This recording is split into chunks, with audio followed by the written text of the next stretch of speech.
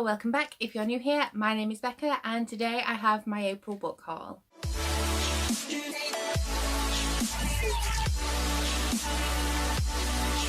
So in the month of April, I think I've acquired 10 books, although I didn't pay for half of them, and of those half, some of them are borrowed, so not too bad. I'm trying to haul less books, but some of these is because I read the first book in the series and I wanted the rest. One I picked up secondhand, and like I said, a lot of them I didn't pay for or I borrowed. So let's just get straight into it. The first one I received because my friend Ryan from Reading with Ryan on Instagram was doing an unhaul, and I asked if I could have this book, and it is The Giver by Lewis Lowry. I don't know a lot about this, but I know that Murphy Napier read it recently and really enjoyed it. I believe it's a classic dystopian about a society where one person holds all of the knowledge, and when they come to the end of their life they have to train somebody else to take over that knowledge.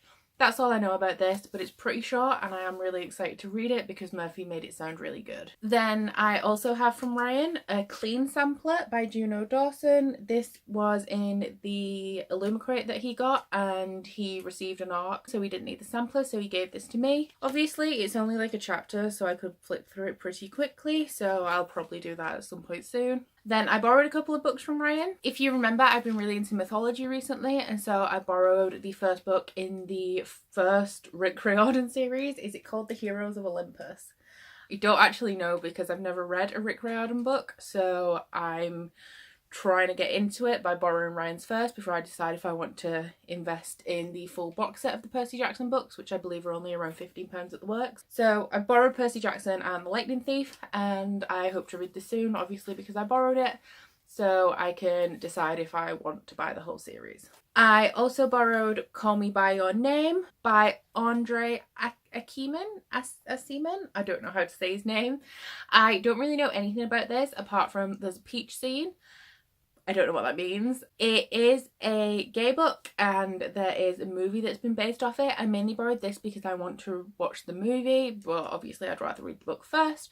Don't really know what to expect from this and I don't know a lot. I've just heard that the movie's really good and so I want to read the book. Then this finally came in at my library, and that is From Here to Eternity, Travelling the World to Find the Good Death by Caitlin Doughty. This is the second book by the mortician and YouTuber Ask a Mortician.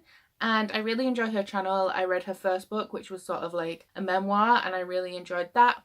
But I am more interested in this one because this is about death traditions across the world. Obviously in Western culture we have like the funeral and the huge ceremony around death, whereas in other countries they just do it really naturally and literally just put their dead in a hole in the ground. That sounds really bad. Some cultures have funeral pyres. I know some cultures put their dead on the water and set fire to them. So this is about all of the different cultural beliefs surrounding death across the world, and I'm really interested in reading this one. Then we have the first book that I actually paid for this month, and I got this one secondhand, and it is Prince of Thorns by Mark Lawrence. I picked this up because I recognised it because Piera Ford really likes it, and I want to read a lot more books that she reads because she's into more adult fantasy, and I've started to go into adult fantasy more. The day that I bought this we actually broke down and were waiting for recovery for over an hour, so I did read the first couple of chapters of this just to pass the time. It is very brutal, very dark, and it's sort of like The Name of the Wind, I believe. So it is about a notorious person. I believe at the beginning of this he's a mercenary or something similar, and sort of the things that he goes through in his life set in a fantasy world. No idea what to expect from this. I've never read anything by Mark Lawrence or heard anything about him until recently when he's released Red Sister and Grey Sister, and Piera Ford read this, so I've heard about this there. So I don't really know what to expect from this, but it was only 80p, so picked it up and I'm willing to give it a go. Then I went on a little bit of a graphic novel binge. If you have watched any of my videos recently, you'll know that I started reading Saga. So I've had the first volume for over a year, and I picked it up for the superhero-a-thon because one of the challenges was to read something short like a novella or a graphic novel, and this Saga Volume 1 was literally the only graphic novel that I owned.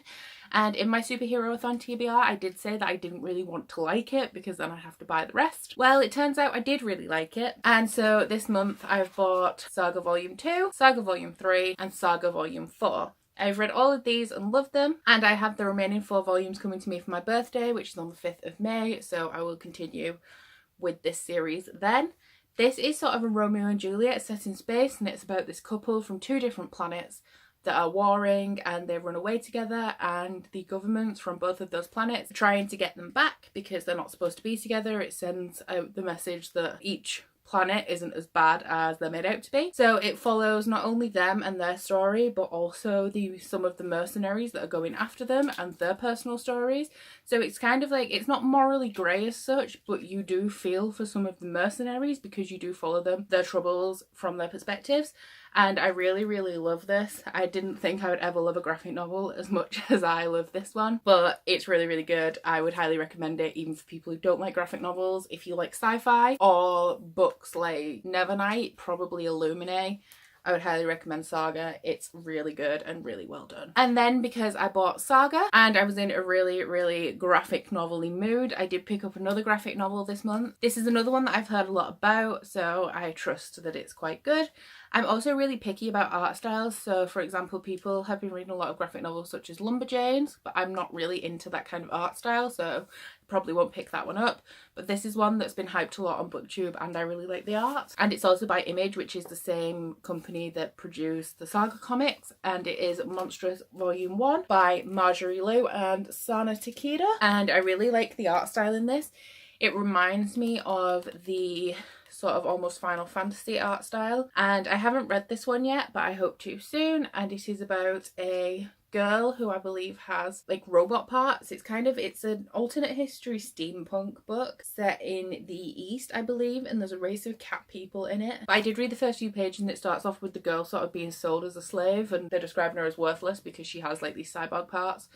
But I don't really know what it's about apart from that, but I'm really excited to read this. Probably will read it when there's a readathon that requires something quick for me to read, but I really don't want to be waiting on graphic novels anymore like I did with Saga, considering how much I loved it.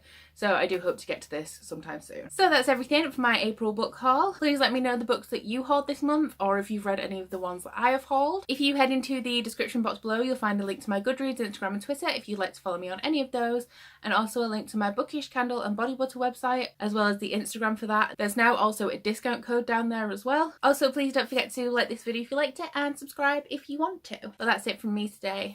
Bye!